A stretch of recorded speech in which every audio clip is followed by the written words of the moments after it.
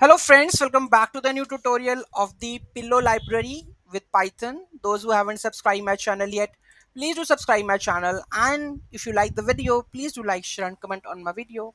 Let's get started. So loading and display images with Pillow. So first of all, we have to install the Pillow package. So pip install pillow, then import with the help of from pil import image, then load an image. How to load an image? You can load the image using the image.open method. So how to do that?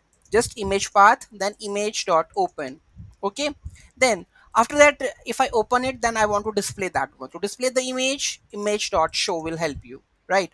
So this is that one. If here you can see that image path, then image.open image path, then image.show for displaying the image. If I go and just hit it like this, it's opening me the whatever the image I have given the path. It's open right now and display, right?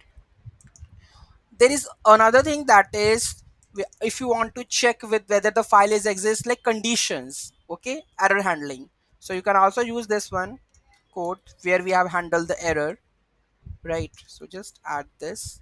So first of all, this is the image path, so I will add the retrieve image path, sorry, retrieve, right?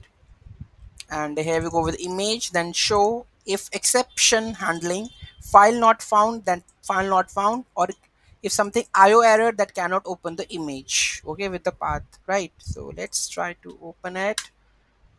Image is uploaded and there is no printing is there, that means everything is okay, right? So this is how you can load the image and display the image. Any doubt, any query in that, do let me know in the comment section. Thank you so much for watching this video. In the next video, what we are going to learn, have a look, image resizing and cropping with pillow. Okay, so thank you so much for watching this video. Have a great day.